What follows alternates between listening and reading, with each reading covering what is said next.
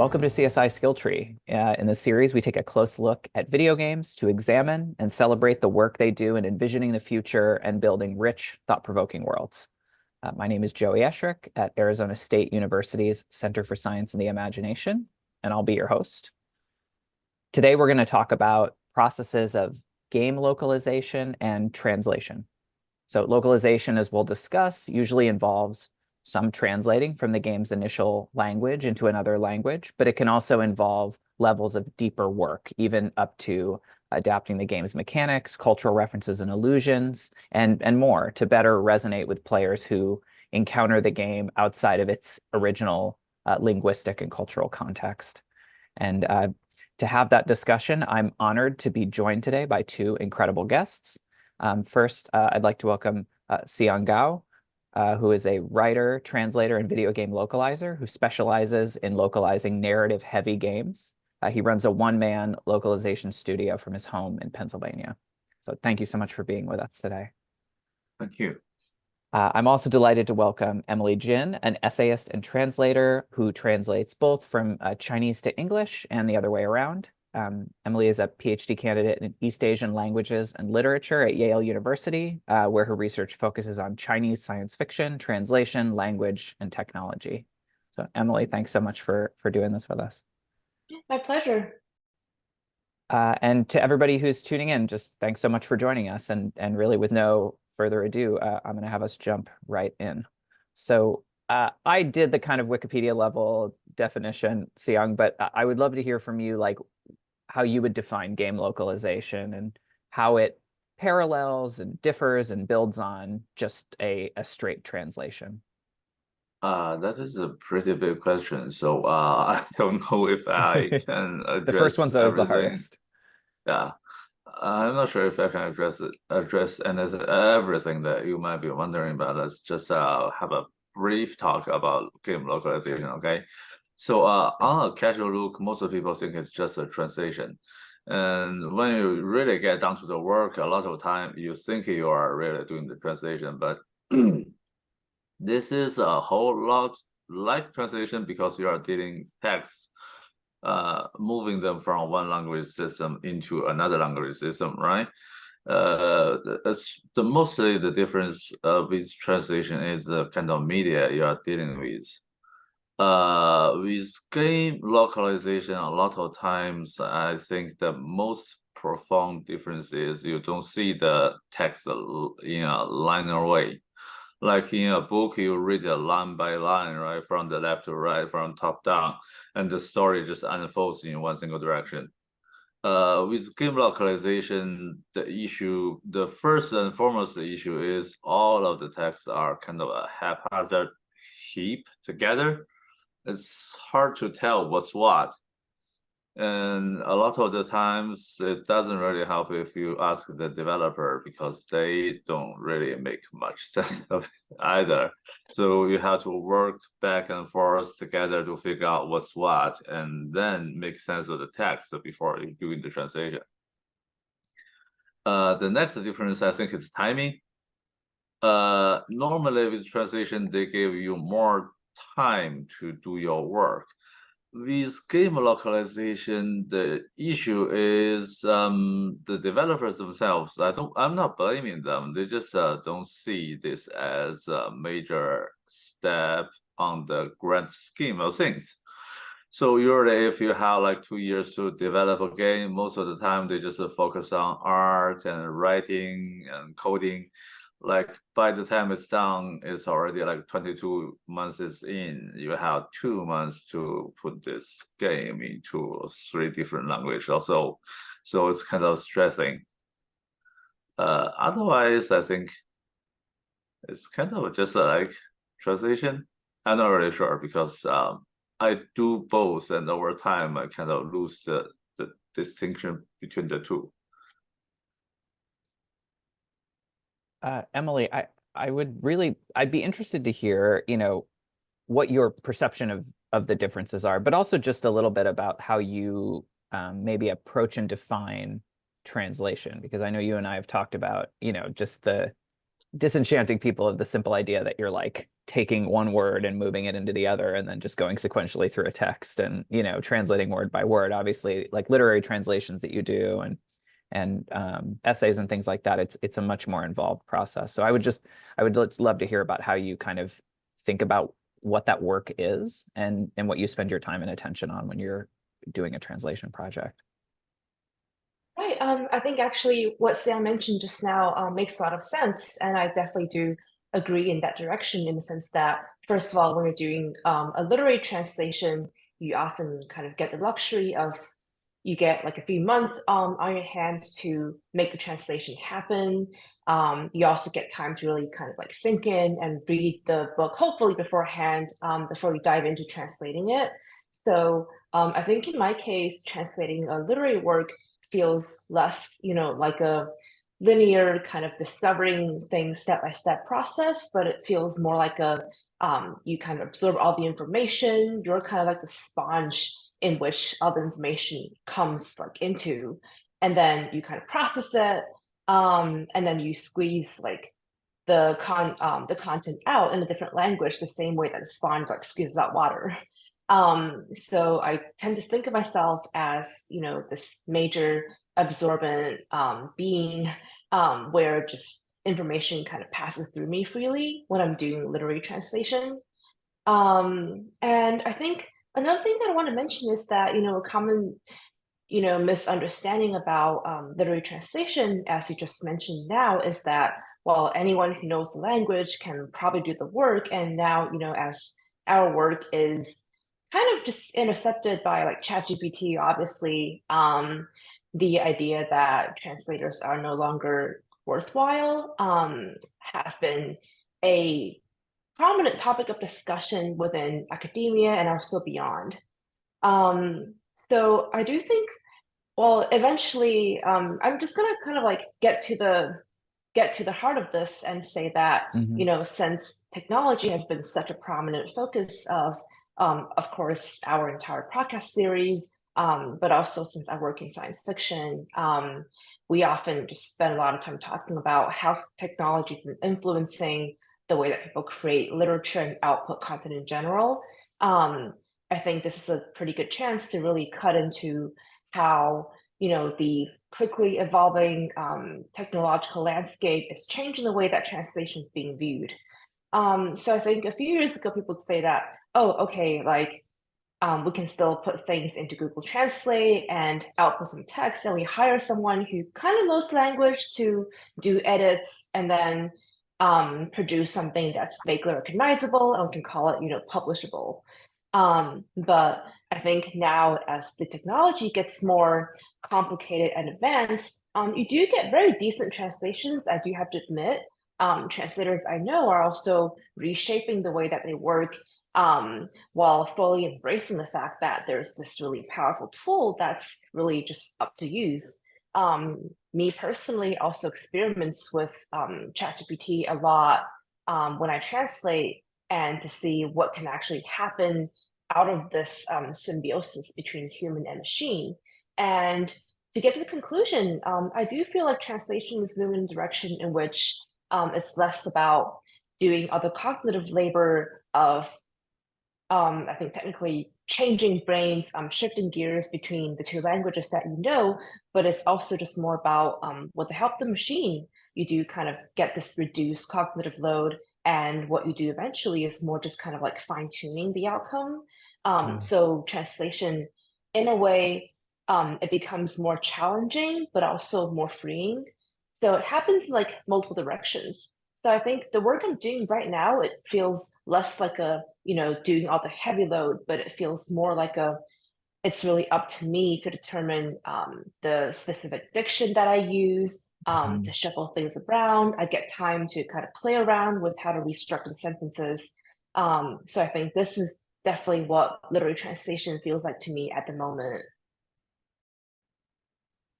Yeah, thanks for that. I think If I may, go, please sorry, jump in. if I add to that, just a few comments on technology and AI. Sorry to interrupt, though. No, that's great. Please, I was going to Just invite you so in. yeah, just someone add a few points before I forget. ChatGPT is actually an amazing tool for us translators in general. It doesn't matter what kind of translation you do. Like in game localization, and I'm right now basically inseparable from that. What makes a big difference is that it really expands your horizons as a translator. Like it's about I think it's about the same in literary translation and game localization, especially the kind that involves heavy narratives. And that is you have to deal with also often large cast of characters, each with a different like character profile, habit of speech. Usually in the old days when you are doing everything on your own, and it's really hard to manage so many characters in the same brain. Typically, I think one translator could be maybe work great on a couple of kinds of characters, like those who are pretty close to you, who really are. But a lot of times you have trouble dealing with those that are really outlandish, eccentric to you. With ChatGPT, it changes a lot. Like these days, my work process is a lot like throwing a piece of translation that I feel some kind of off in some way into ChatGPT and ask, hey, dude, how does this sound? Then it will come back to me with like, this is generally okay, but you can improve it this way. Then I will go back and say, no, that is not the point, okay? I'm trying to be colloquial, and this character should sound a little bit more like a cowboy, okay? Could you edit it that way? So before I know it, it adds more, a lot of the times, better stylish to the text than I can do. So I really appreciate that. With that, these days, it's really possible for one translator to take care of an entire game of different characters and casts. Yeah, also just to chime in really fast, what Siyang said just now just reminded me of one example. So I have one friend who basically wrote a story where he's writing about this like Californian girl basically, and the whole story is kind of like her first person narrative. And then he threw it into ChatGPT to be like, oh, hey, like please generate for me this translation, but in like a Californian girl, like Bay Valley accent. And so it came out, and I was really shocked by the amount of like, you know, just like California slang, the one that we always mock on the internet, like the amount of that like inputted into the text itself. And obviously being not from California as a translator, it's something that I acknowledge that I can never kind of imitate a like Californian person in like that way.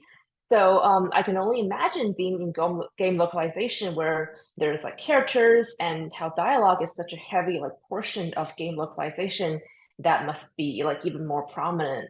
So yeah, I think it's just really interesting how, you know, like I think ChatGPT helps you really get out of your physical like constraints and the constraints of your like experience, your habit of speech, and really be able to put the text, put the content into all these different people's body and kind of adopt their speech language. So there's like a formative value to it as well.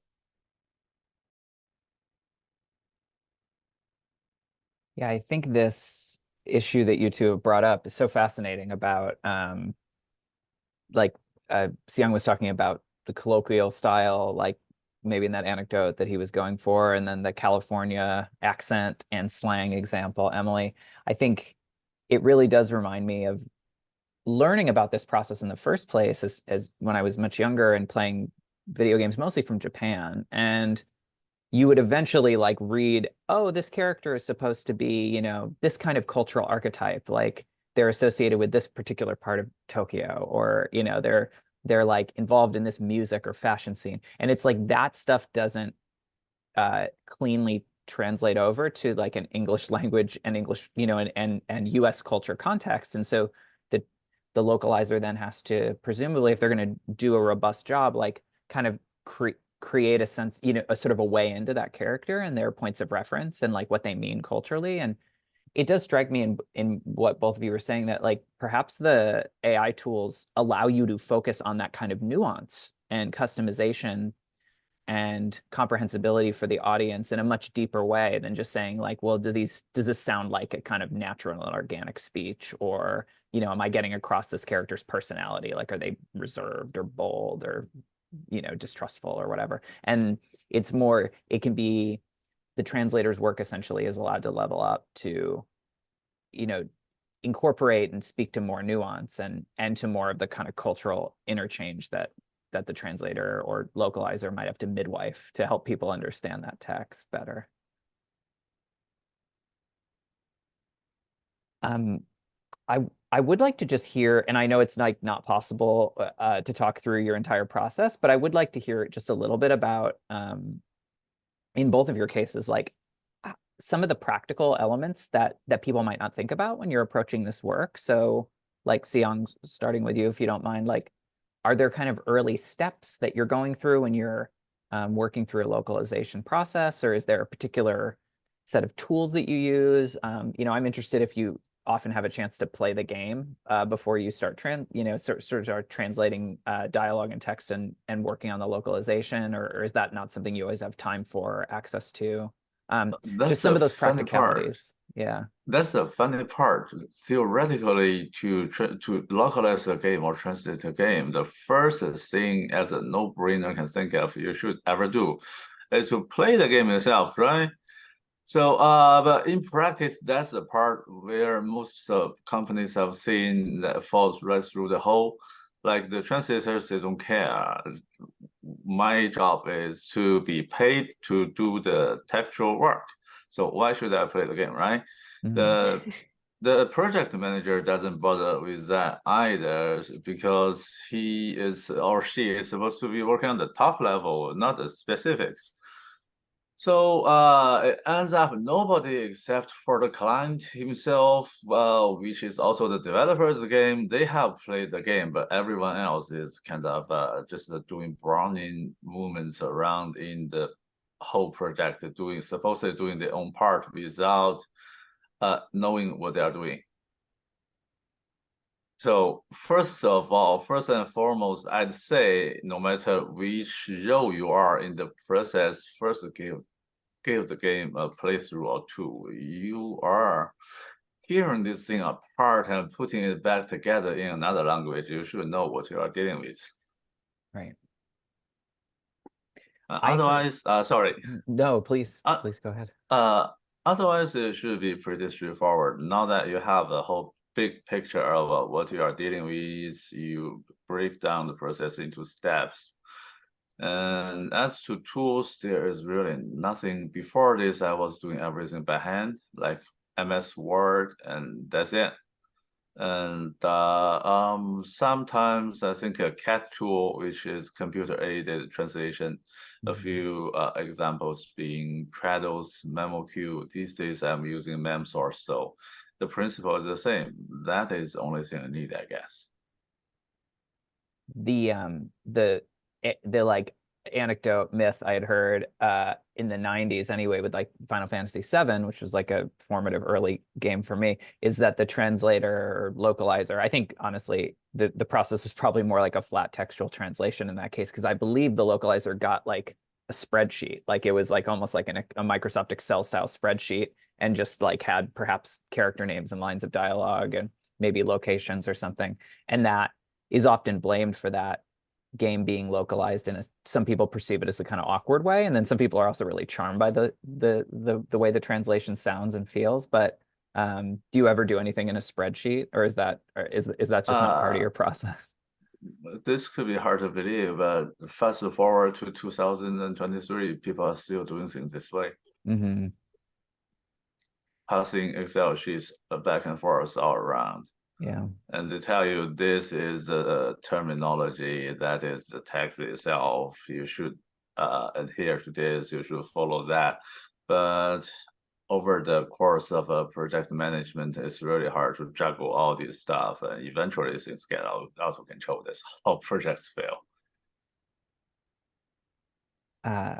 Emily, what about you? Are there kind of preparatory steps, or you don't have to give away your whole bag of tricks, but are there, do you have a particular way of reading through a literary text, or is there a particular set of like tools that you're using to kind of set things up, or does it feel kind of just like you're sort of working in documents on a word processor? I'm pretty transparent. Unfortunately, to disappoint our audience, I do not have any tricks in general. I also do use the spreadsheet, which is actually really helpful. I have like small spreadsheets. Literally, I have like spreadsheets open right now on Mac Stickies.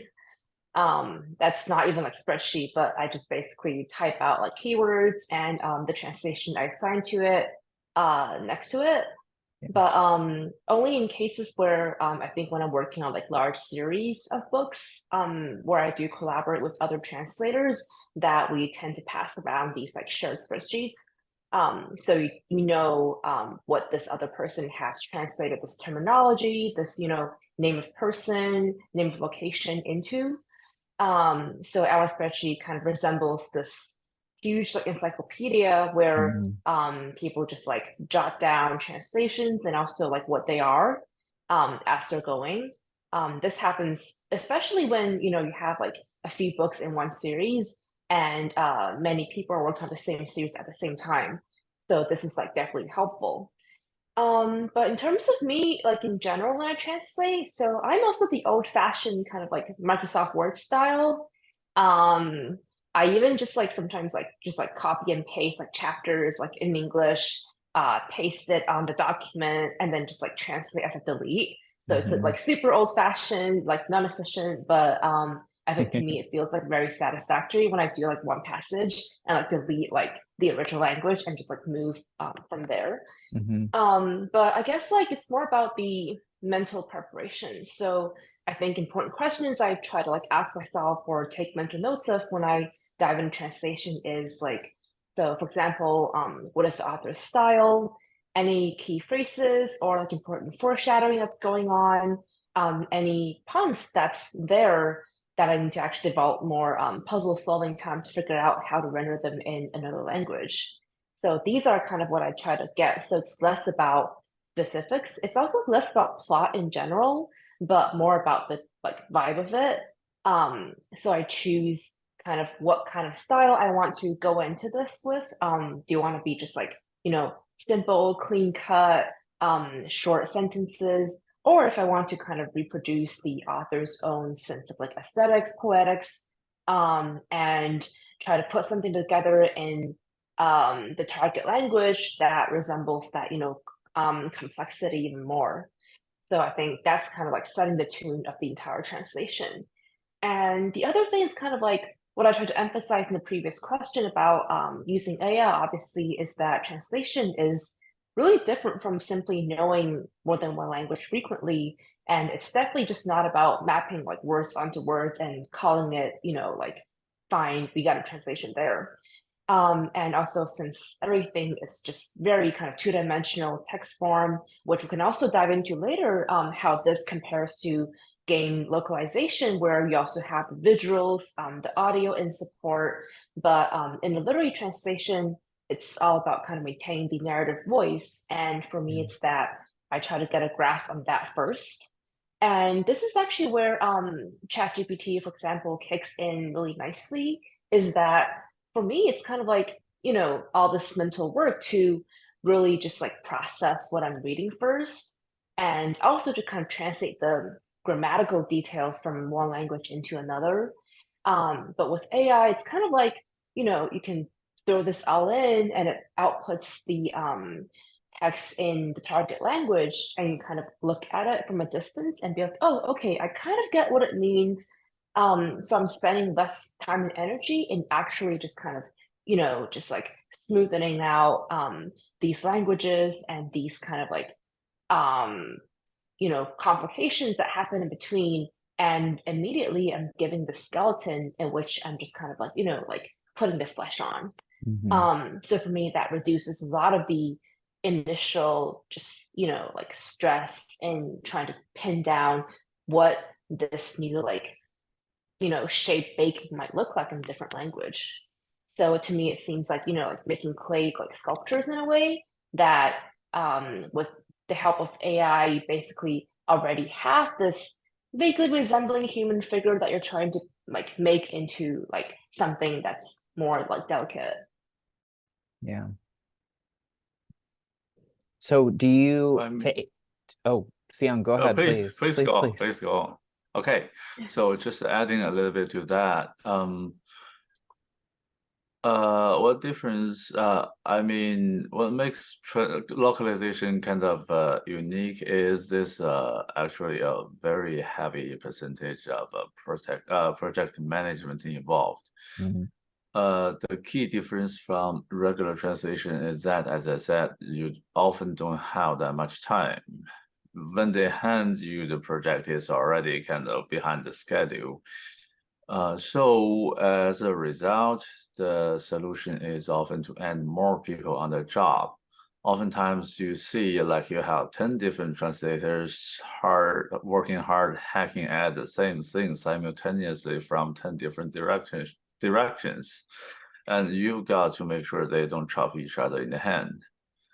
Like I said, what a CAT tool, computer-aided translation tool, what it does essentially is to record what you have translated and put it into a central database. Like next time something like this comes up, you know how you handled it last time.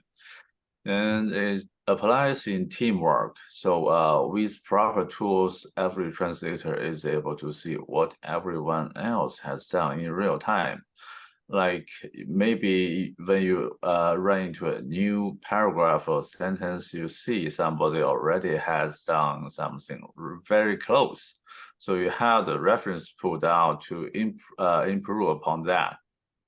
That helps a lot to enhance consistency.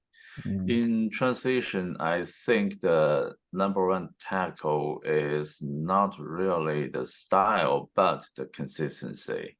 The most often seen pitfall is the overall product just looks like 10 different pieces glued together, each with its own character or style.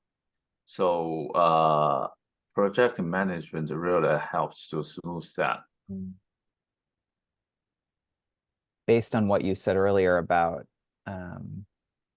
the way that game text and game narratives work, as opposed to perhaps a novel, for example, it does strike me that also the way you just described the things get divvied up and done with multiple translators, often it is probably similar types of text and references popping up multiple times, because it's either, you know, repeated mechanics, you're going into a store and your character's buying something or something like that, or they're having to kind of remind you, because like you said, Siyang, like in a game you might encounter things out of order, like different players will encounter things in different sequences, and so the game has to probably repeat itself a little bit more than a novel or, you know, certainly a piece of short fiction does, where like actually a ton of repetition is considered sort of stylistic failing. Whereas in a game, you have to make sure that you're keeping people on the same page. So what you said, it strikes me like, oh yeah, you could probably save a lot of time because there probably is a lot of like intentionally repetitive writing and dialogue to just keep people on the rails. Yeah.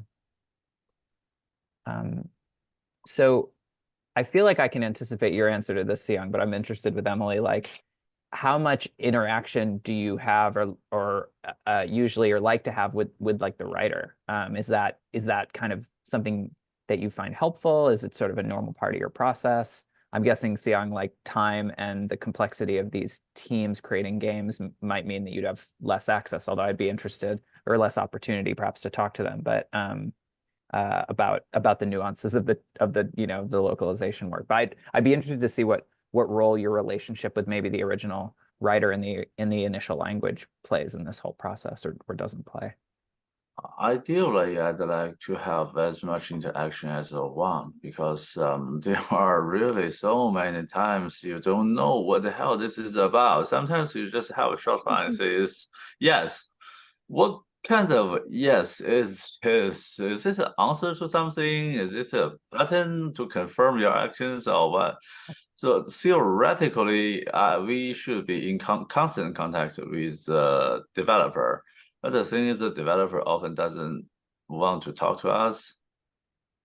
Most of the time, we just go back and forth with a shared spreadsheet. We leave the comments here, and maybe after 3 days, they see and leave me an answer. After another 5 days, I see the answer. And then I was already way past that milestone, so I don't know what this is talking about anymore. Right. But anyway, yeah, perfect world. We should be like shooting questions and answers back and forth. And I really appreciate we have this opportunity because as I understand with literary translation, you often don't have a chance to talk to the writer because they have already passed away. Mm-hmm. I mean, so in my case, I think I do have the privilege of most writers I work with are still alive and, like up and running, they're healthy and living their life. So I think this is actually quite specific to science fiction in China, which is what I kind of specialize in, that for us, we're a pretty young genre in general. So I think the oldest active author is still quite healthy, at most our grandparents' age. And the writers I work with are kind of also just maybe 10 years older than I am. So it's not even that big of an age gap. So for me, I am that kind of annoying translator who not only likes to talk to her authors, but also befriend them actively.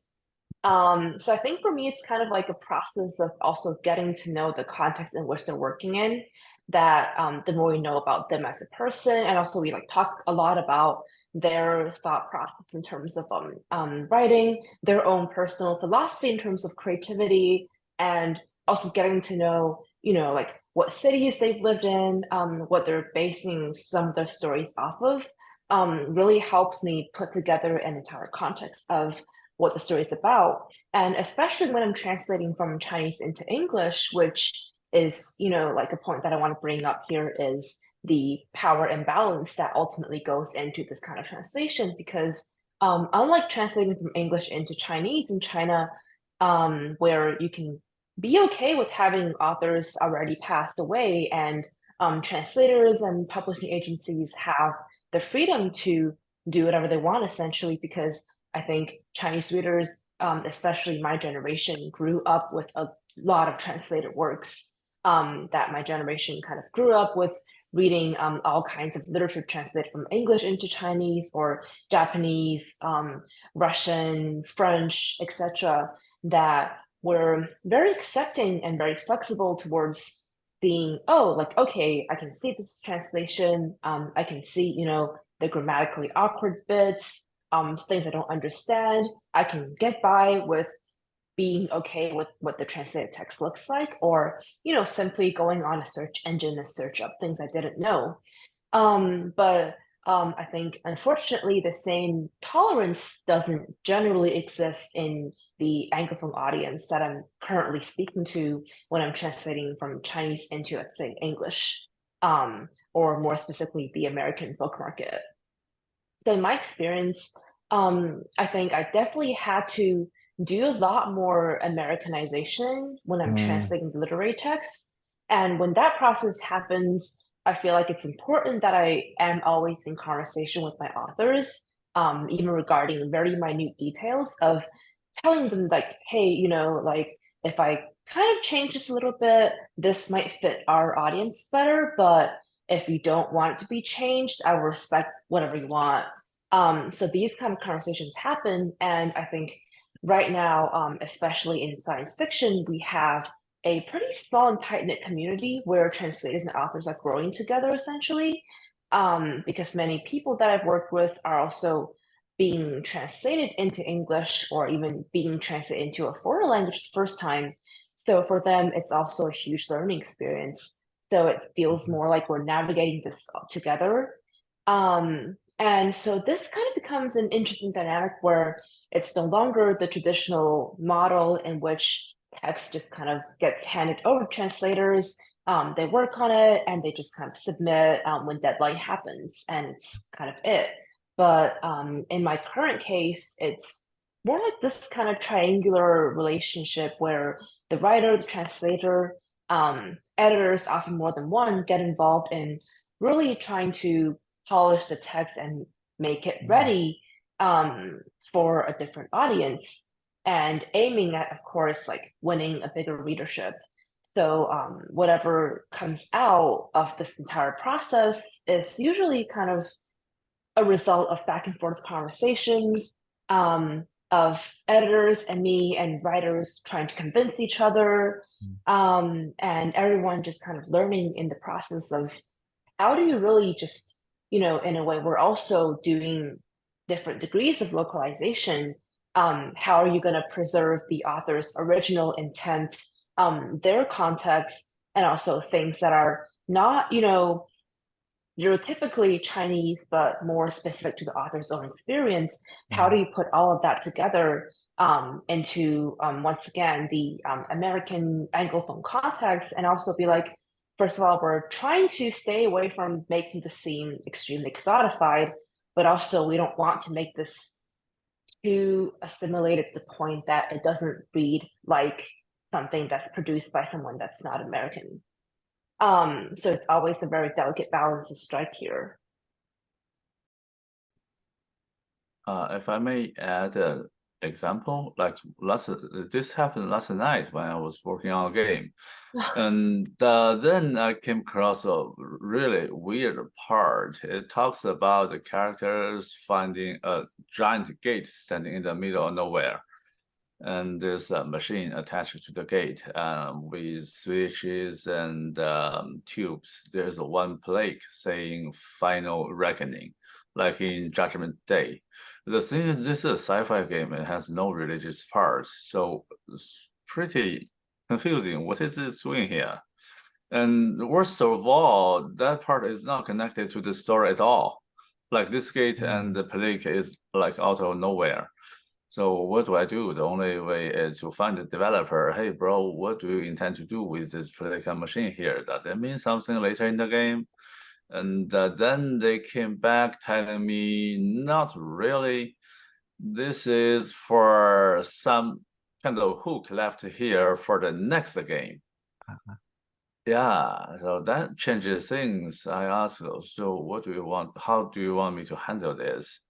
Like translating it straightforward is not best solution, maybe. So finally, we had a discussion and decided maybe we want to leave, make this really special. Like when you see it, you have to get a feeling that this phrase means something. And on the other hand, you don't give the meaning straight away. So we settled with a Latin phrase, like, sorry, forgive my pronunciation. I really don't know how to pronounce Latin.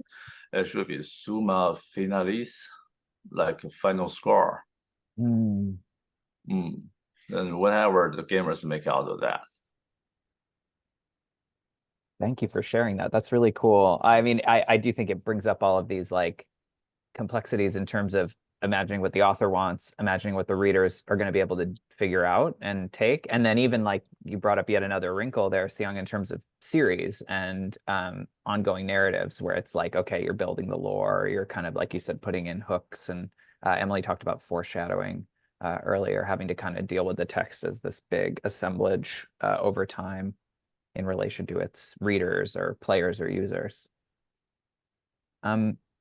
If you two would permit me, I'd love to kind of like bring in something else, but also kind of bridge to the next question I was hoping to ask, which is I was going to ask about what makes a translation or localization project successful. Like, how would you two define like a success? And what are the features of a successful localization or translation process for the writers, for you, and then maybe for the readers? But to add a little bit of another element to that, Emily, I'm so glad you brought up this question about cultural imperialism, cultural hegemony, power differences. Use the phrase Americanization. I mean, I do think there is this sense that like there's a huge possibility space of localizing in a way that kind of like you said, Americanizes and sort of makes the game or text piece of fiction globally generic, or makes it feel like it re-embeds it into an American context and maybe loses some of its author's personality and some of the cultural references and specificity. So that to me seems like it cross-cuts this issue of success, like, because it's like, how do you how do you define success for the project in the first place? And how do you negotiate this sense that, you know, you don't want everything to kind of get dissolved maybe into this global culture. You don't necessarily want to reproduce power imbalances where like US popular culture, for example, has been exported all over the world and can kind of dominate and crowd out everything else. So I am interested in this question of success, but I also think one I'd like to invite you to, if you'd like to talk about those issues about cultural power differences and you know, I guess what I'd call cultural imperialism, and how it kind of crosscuts or in shapes and inflects these projects that you're working on. I know it's like a big question. It's actually like 5 questions, but would you like to kick us off, Emily? Yeah, definitely. Yeah, I was going to speak, but I was like, afraid that I might just like cut one of you off. But okay, so I guess this actually I will answer, but also like answer with another question for Siyang actually, because I'm really curious about, you know, the differences ultimately between different forms of like media when it comes to translation. Because I feel like the way that people consume literature in this very two-dimensional sense, that's just like words on paper, is going to be very different from when you consume an entire game, where definitely localization is a part of it, but people also put a lot of energy into the sheer like idea of like gameplay or like the visuals, the way that the world is built, and this kind of goes in like very different directions. So I feel like while literary translation relies heavily on simply the words and a narrative, I think like game, at least in my understanding, has a more like multimedia way in approaching the story and in approaching the entire world it's trying to build. So I think my like answer slash question here is that for me, the one thing I always struggle with is to represent and like reconstruct, I guess, like the context in which story is taking place while, or in other words, I try to prioritize preserving the text like meaning, feeling, aesthetic, or rhythm over maintaining a faithful translation per se. That I am all for, you know, like I mentioned before, changing parts of the translation so that it fits to the new context it's being born in. And as long as I can really successfully reconstruct the story in a different language, or even it means changes are made on a sentence level, even it means that with the approval of the editor and also author, altogether that the story can read somewhat different in a different language, I still think of it as a good translation. That if the context in which the story is manifesting is going to be different, like, and of course, there's really no way as a translator you can really kind of bridge the gaps between, you know, being a domestic Chinese audience versus being an Anglophone audience who's probably maybe reading something translated for the first time. You can't really bridge the gaps between the way that they're going to approach this text. So the best you can do is to, you know, like do your fine tuning as to your best extent and see what comes out of it. But ultimately, I think this also just always boils down to the idea of the context and of this, you know, in which this narrative is being produced. And I think my answer slash next question to Siyang is that, so in game localization, with the presence of the visuals of the gameplay, that's also pretty like self-evident. How does, you know, representing context and localization seems different or similar to that of literary translation?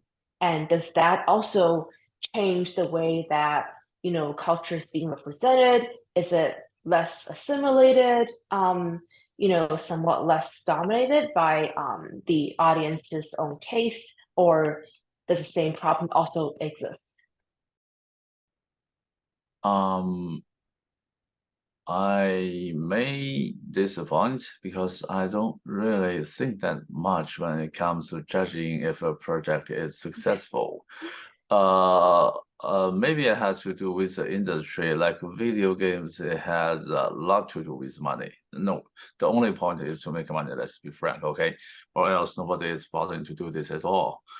It's not like writing a book. Sometimes people just do it on a side project because it just takes one person and you have all the time in the world to do it. A lot of the times the writer write a book to make a statement, maybe just for that sake. But for a game, it has to sell. So my judgment of success is purely on whether this game sells as it should. Like linguistics and cultural difference is not hindering the sales. That makes it a success. Localization, as the word itself suggests, you should make something sound and look local. If the players cannot tell this, they don't even have the suspicion that this game was made by a foreign developer, then the localization service provider is doing a great job. That's kind of issue for this industry because, as you can see, when you are really doing a great job, people don't realize you are there. They are aware of your existence only when you are screwing it up. So your work is breaking the immersion. Generally, we don't get good credit for doing a good work. Sadly, it's a fact. And next, about the subject of media, this is really interesting because like 10 years ago, there was not so much a difference between game localization and translation because most of the times you are looking at text on the screen, right? These days, everything is different. Like every line has to be voice. There should be voice acting, facial capture, motion capture, so on and so forth. The new issue introduced in this process is a lot of the times you are thinking, damn, I'm translating this really great on the paper. And when the voice actors actually read it out, you are like, oh gosh, what the hell am I doing here? That sounds really awful. This is happening a lot in another project of mine. I'm still trying to learn the nuance between written and spoken language. In this process, I think I'm offloading a lot of the work to the voicing studio. I just told them that, okay, this is the text I'm giving you, but don't trust me on everything. On the sideline, there's a boiled down meaning of each sentence, what it is that you should be trying to convey. If that doesn't make sense, if what I wrote doesn't make sense, feel free to scratch and make up your own version as long as the meaning is the same. That's really interesting. Also, sorry. Also, visuals make a difference too. With text translation, you have to explain everything in the text itself. As you can see what's happening on the screen. A sword is a sword. You can see the icon and it's really a sword. So you don't have to say it's a sword in the text because it's obvious. Yeah, I think I personally have a thing about I feel strongly about distinguishing the word like dragon as in the like Western sense of like biblical like evil dragon versus the Chinese kind of, we call it the long as in the symbol of like prosperity and symbol of good luck, the like majestic dragon. But since that's been already translated into dragon, when it's kind of just like roughly mapped onto this word they took from English, by I guess like early sinologists, when all of that happened, it's this translation that's been kept throughout like history, and it's still been very prominent in general. And the one thing that I personally feel strongly about is to kind of de-dragonize our loan and rename it back like in the way that's supposed to be. I remember when I work on text that involved this creature, I often have to actually add in descriptions of what this thing looked like in Chinese mythology and tradition, so that our readers get a sense of what it's actually like. And it looks very different. It has different meanings from what they perceive as the Western dragon. Just to, like fully reestablish this creature as a new mythological creation that carries like an entirely different history and meaning. And when this happens, I often think about all the games I've played involving this creature and feel like, oh wow, like if there were visuals to accompany what I'm trying to talk about, maybe I really didn't have to add in all these like little paragraphs or footnotes to be like, okay, this is like what I'm trying to describe. So this is, I guess, where I have my daily frustrations as a like purely literary translator when it comes to different kind of media storytelling. But also just like kind of branching off a little bit, just to like pick Sam's brain a little bit more. I think you also mentioned previously about like when you're translating things, we have these like items and you have these like names and things that you also have to just consider what do you do to like fit them onto a little screen where the amount of like characters displayed is like limited. So like what to do in terms of thinking about what diction you use in terms of like shortening and condensing? That is a great question. We deal with that a lot because so many games are happening on the small screen these days. The length of text is a big problem. Basically, with every single project that they come up with this restriction of how long a name of an item can be. We have to live with that. We don't really have much choices. Personally, I try to avoid abbreviation because that looks like something from the 1990s, when you are playing games on a really low-res screen. And one line cannot have maybe more than 10 characters, so you have abbreviations everywhere. I really don't want modern players to see that again. If the space is too narrow, maybe I'll just come up with some kind of new name unrelated to the original. I'll have to check this with the developer, of course, what they think. Also, it's interesting that you brought up the debate around the concept of the dragon. Personally, I don't care about it so much because one, I deal primarily with game localization. Like you said, the one advantage is that everything is on the screen. I don't have to worry about what kind of impression this name is giving people because it's right there on the screen, you can see. So to me, the dragon or long is just purely a name. I don't have any preference. Actually, if you have to ask my opinion, I prefer to just call it dragon because with every like outlandish name, you're introducing a new layer of cognitive cost on the player's end. Better not do that without a good reason. So, and again, as a big Dungeons and Dragons player, I don't think the name, the term dragon have so much cultural indications in the Western world these days anymore, because dragons can have many forms. A lot of them can be good, so it's not necessarily evil.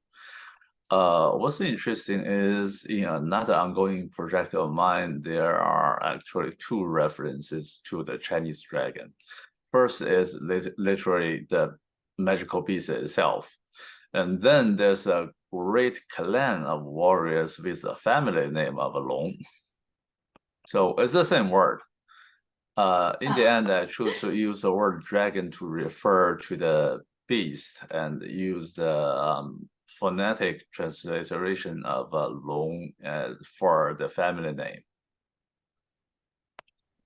Yeah, that's really interesting. I'm also just like learning as we're talking right here because like I guess like I need to like kind of update my like dragon view like in conjunction to worldview because I feel like what you mentioned, like I completely agree that in the sense that when we talk about this, it seems like we also shouldn't be really treating these cultural references as these very kind of ossified concepts that won't change ever, because as we are doing the translation, as more visuals get out there, and as more like cultural products about this creature in many forms is being produced, its definition is also kind of like shape-shifting over time, which is, something also really fascinating about translation and about the work that we're all doing here, that it's always this ongoing process and it's always kind of in development, which I think I will, in my next interview, whenever that is, I will renew my dragon view. I'll think about it. That's not necessary. I mean, these things are completely personal. Like me, I personally don't have a stand on this. Whatever the client wants is always the best.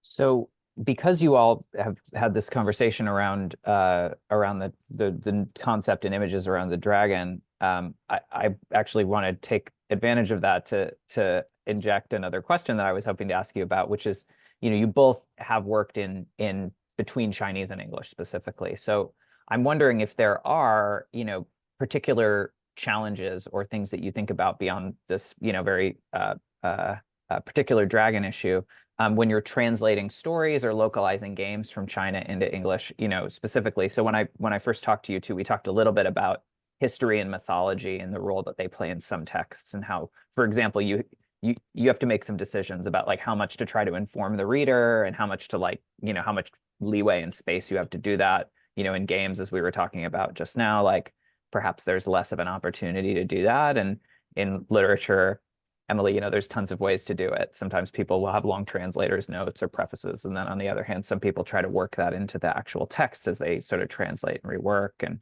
I don't know, I'm just interested in how you all have, if you've thought a lot about those issues, and or if there are examples of times where you've had to kind of, make a decision about like how much to show or how much to try to inform people, or places just where the translation or localization is rocky because of the like significant cultural and linguistic differences between English and Chinese, for example.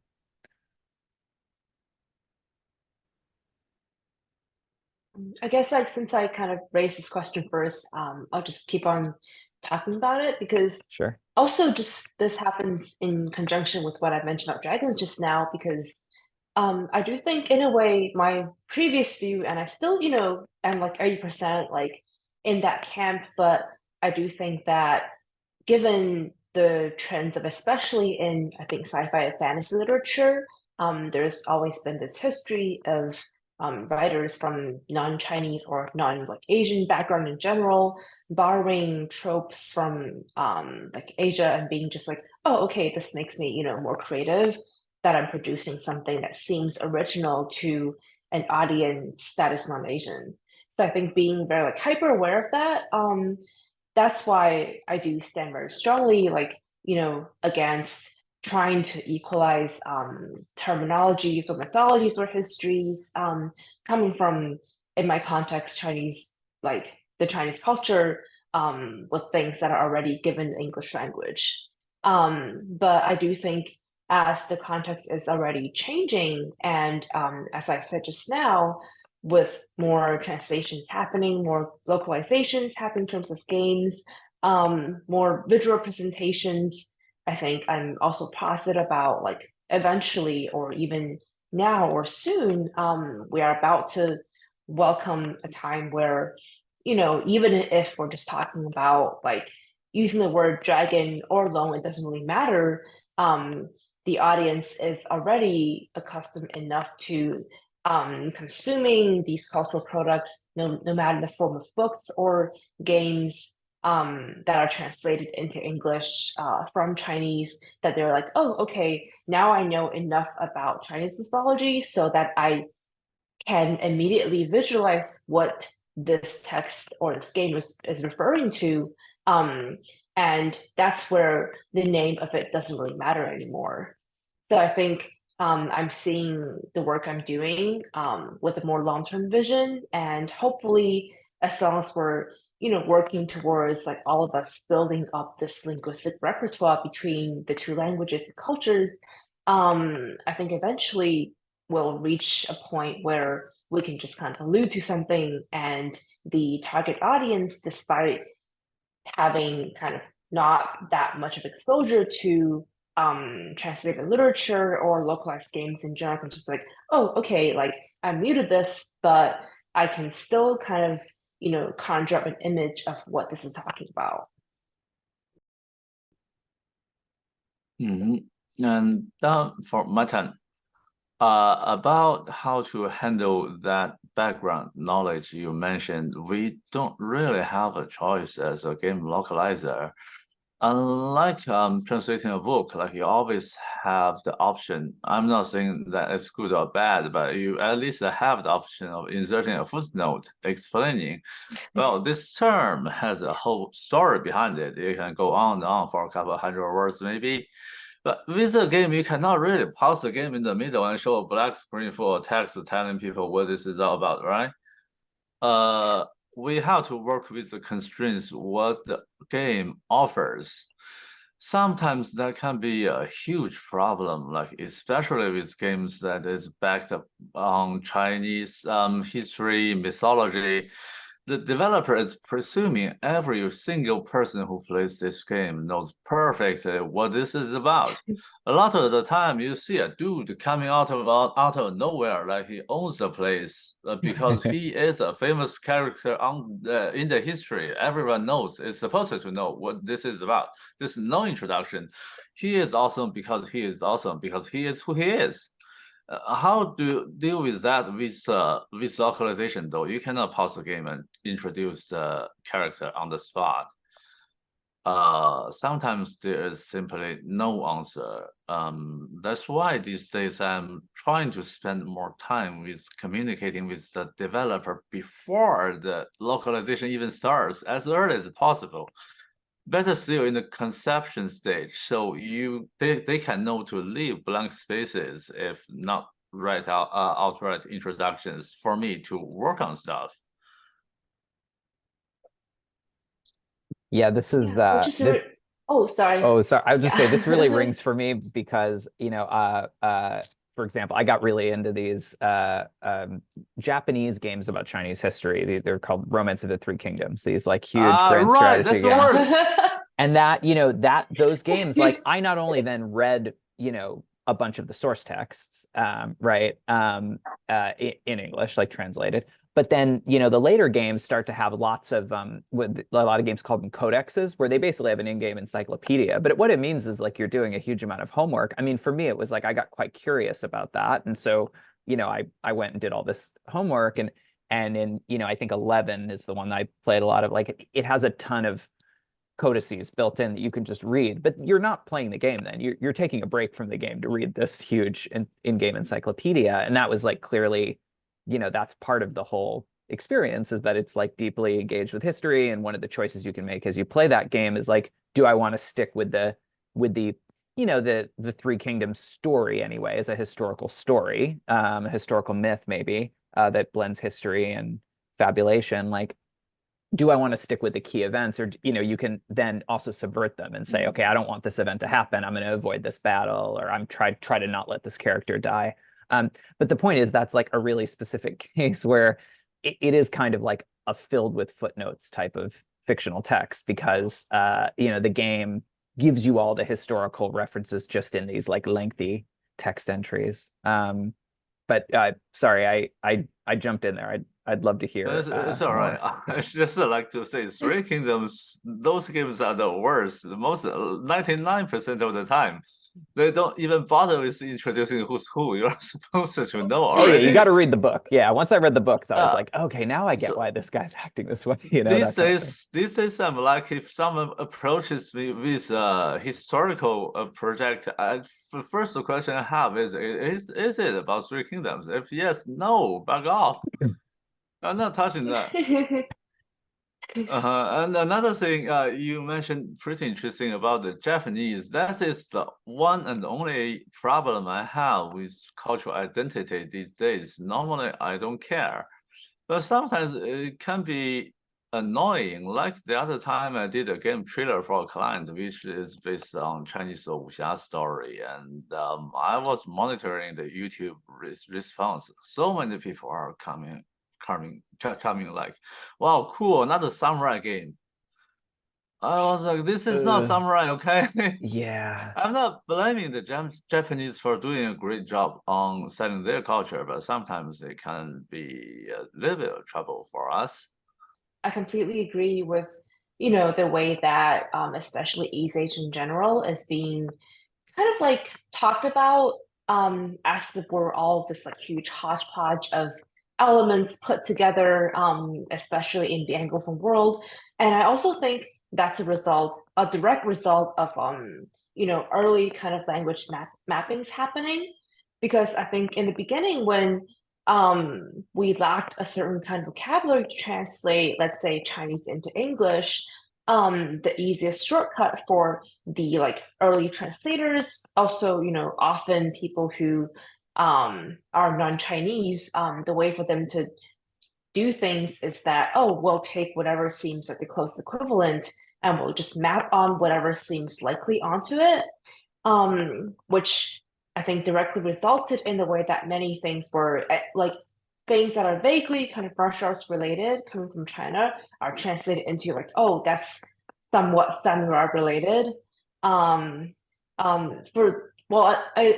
should have found a better example, but I remember as like a teenager maybe, one of my favorite wuxia games was produced not like officially, but by like fans on the internet into English, and they basically renamed it the Chinese Samurai. And I think to them it was the easiest way to get the concept across because the game players in like the Anglophone world are already used to all these samurai games being all over the place, and they knew about this figure, like obviously, but when they're trying to introduce something that comes from a similar like geographical location that also involves martial arts, that's also Asian looking and also somewhat like people in ancient garbs, it's obviously like samurai on the get-go. So I do think the language mapping also contributed towards this kind of phenomenon happening. And for us, this generation, a lot of our work is to undo what has been already done, to reestablish the meaning behind concepts, to distinguish all of these different Asian cultures from each other. And this is also towards like facing towards an Anglophone audience. My last question was, and you all can pick whatever media form you like, but I would love to hear from each of you what's a particularly strong example of a title that's been localized or translated from its original language or context really well. So, I mean, we can talk games. Emily, if you'd prefer to talk in terms of, a novel or a written text, like that's great too. I would just, since we've been talking so much about like what makes it for a successful project, I'd love to hear from each of you, at least one example of like, just something that people could check out that you think was done well and with some panache. Starting with Emily, though. So actually, I'll try to shift gears here and not talk about literature and actually talk about games. So I've been like on my Switch quite like often recently, and I was playing the recent Mario Wonder, and I realized one little detail that I appreciated is that so I played the English version because I bought it when it came out. That was when I was in America. Then I think in one of the earlier kind of stages, you get this part where as you're passing through this like landscape, you have all of these like flesh-eating like flowers like pop out and like try to attack you. But before they do, they sing this little song. And the song is kind of like probably very just like trippy in general. And I like had the English version first, and I was like, oh wow, that's very trippy. And then I surprisingly found out that the Chinese version actually just kind of reproduced the entire song, but with like very different lyrics. But somehow the localizers also made it like sound very just like, like wondrous and like once again like trippy, dreamy in the Chinese language. And they like made new lyrics the same tune. And that was when I was just like very impressed by the way that like, how they just carried through with the localization in such a meticulous way that they didn't even have to really follow what was said in the original English or Japanese or whatsoever, but they basically did like a very different version that catered entirely to their Chinese audience playing the game, and somehow it still came out the same effect. So I think that was like kind of my moment of like, oh wow, that's very like impressive. And this is where, I can see the localizers for this game taking their liberty in really just like capturing the aesthetics, the vibe, and outputting the same kind of effect without really having to stick to language. And after that experience, it was like, oh wow, like, is language even important? Does it matter that we're sticking to the original language? And this is me getting like obviously metaphysical because it's like approaching 1 a.m. my time, but like this makes me think a lot about what are some ways that we can do to renew our art and craft and philosophy as literary translators, learning from the way that game localization works, perhaps. That maybe it's kind of past time when we all just like add in footnotes like crazy, or trying to preserve some degree of authenticity, or to just like stick on to the idea that translators should be invisible, or in, making some kind of statement through translation. What are some ways in which we can just, just really honor the text and preserve what's at the heart of this literary work? For me, the example I gave is, as always, the Great Ace Attorney series, Gakuten Saipan. So what it does is essentially, let's just say that in case you haven't played the original game, it is full of cultural references and puns, jokes, like one every single minute, basically. Whoever did the localization, they managed to take the entire setting from Japan to the United States, and not a single thing seems out of place. Everything just snaps into one piece together. Like you don't notice, you don't even suspect this story is happening in Japan, except for the way people dress. And that's what I call one apex example of localization. And the other little thing is, do you know this theme song to the cartoon Smurf?